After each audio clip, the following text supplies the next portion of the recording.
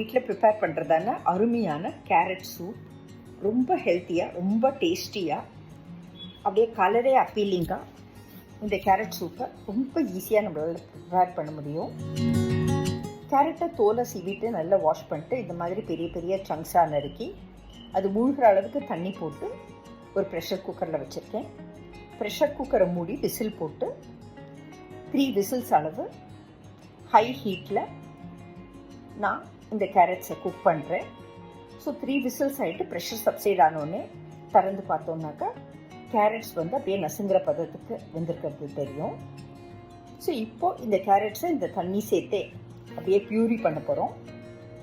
So நான் ஒரு Blender use பண்ணி அப்படியே இந்த கேரட் பியூரி தயாரிக்கிறேன். ஸோ இப்போ நம்மளோட கேரட் பியூரி ரெடி ஆயாச்சு. ஸோ இது ப்ரெஷர் குக்கரை திருப்பி மீடியம் ஹை ஹீட்டில் அடுப்பை வச்சு ஒரு கொதி வர வரைக்கும் விட போகிறோம்.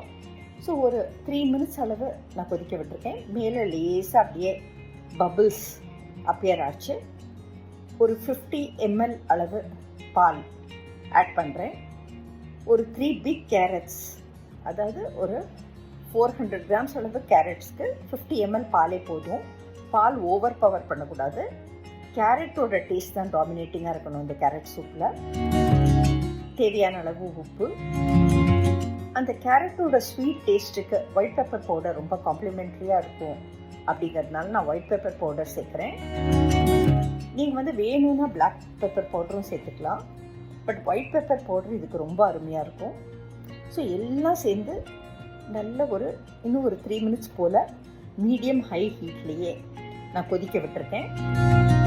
ஸோ இப்போ நல்ல கொதி வந்தாச்சு. சூப் பவுலுக்கு இதை ட்ரான்ஸ்ஃபர் பண்ணிவிட்டு நம்ம சர்வ் பண்ணோன்னாக்கா அருமையான டேஸ்டியான ஹெல்த்தியான கேரட் சூப் தயார். ரிச்சான டேஸ்டியான சூப்பு, ரொம்ப ரொம்ப சிம்பிள் டு ப்ரிப்பேர். எங்கள் வீட்டில் அடிக்கடி நாங்கள் தயாரிக்கிறதான ஆல்மண்ட் சூப். ஒரு அடிகனமான பாத்திரத்தை போட்டு அதில் கொஞ்சம் தண்ணி போட்டு தண்ணி நல்லா கொதிக்கிறச்சே ஆல்மண்ட்ஸை போட்டு அதை அப்படியே 1 hour போல் அந்த தண்ணியிலேயே ஊற வச்சிடலாம். தண்ணி கொதித்த உடனே நம்ம அடுப்பை ஆஃப் பண்ணிடலாம். அதில் ஆல்மண்ட்ஸ் மாத்திரம் 1 hour ஊறணும். அப்புறம் இந்த மாதிரி அந்த தோலியை நல்லா அந்த தண்ணி ஆறின உடனே ஒரு 1 hour கழித்து நம்ம நல்லா உரிச்சிடலாம். ஒரு பிளெண்டரில் கொஞ்சம் தண்ணி போட்டு ஒரு வெங்காயத்தை பொடி பொடியாக நறுக்கி நான் மைக்ரோவேவ் அவனில் மைக்ரோ மோடில் 3 மினிட்ஸ் போல் வச்சு எடுத்திருக்கேன். அந்த பச்சை வாசனை ஃபுல்லாக போகிறதுக்கு அதை அந்த பிளெண்டருக்கு ட்ரான்ஸ்ஃபர் பண்ணுறேன். நம்ம பிளான்ச் பண்ணதான அந்த பாதாம்களை அந்த பிளெண்டரில் சேர்க்குறேன். இதை ஒரு ஃபைன் பியூரியாக பிளெண்ட் பண்ண போகிறேன். நீங்கள் வெங்காயத்தை பொடி பொடியாக நறுக்கிட்டு எதர் மைக்ரோவேவ் அவனில் மைக்ரோ மோடில் உங்கள் மைக்ரோவேவ் அவனுக்கு தகுந்த மாதிரி வச்சு எடுக்கலாம். ஆல்டர்னேட்டிவ்லி கொஞ்சம் எண்ணெயோ வெண்ணெயோ போட்டும் வதக்கிட்டு அதுக்கப்புறம் இதை அரைக்கலாம். ஸோ இப்போ நம்மளுக்கு பிளெண்டட் பியூரி ரெடி. ஸோ இந்த பிளெண்டட் பியூரியை நான் அடிகனமான ஒரு பாத்திரத்துக்கு ட்ரான்ஸ்ஃபர் பண்ணுறேன். இந்த சூப்புக்கு தேவையான அளவு உப்பு சேர்க்குறேன். இந்த சூப்புக்கு எப்போவுமே ஒயிட் பெப்பர் பவுடர் ரொம்ப காம்ப்ளிமெண்ட்ரியாக இருக்கும் பிளாக் பெப்பர் பவுடரை விட. அதனால நான் ஒயிட் பெப்பர் பவுடர் ஆட் பண்ணுறேன். ஒரு 1/4 கப் அளவு பால் ஆட் பண்ணுறேன். எப்போவுமே அந்த ஆல்மண்ட் அண்ட் வெங்காயம் அரைச்சதான அந்த பியூரி பாலை விட ஜாஸ்தி இருக்கணும். அப்போ தான் நம்மளுக்கு அந்த ஆல்மண்ட் டேஸ்ட் ரொம்ப நல்லா வரும். ஸோ ஜஸ்ட் ஒரு 1/4 கப் அளவு நான் பால் ஆட் பண்ணுறேன். ஸோ ஒரு 2 கப் சூப் செஞ்சோன்னாக்கா 1/4 கப் பால் போதும். ஸோ இப்போ நல்ல ஒரு கொதி வர்ற வரைக்கும் அதை அப்படியே நல்லா கலரி விட்டுட்டு அதை ஒரு கொதி விட்டுருக்கேன்.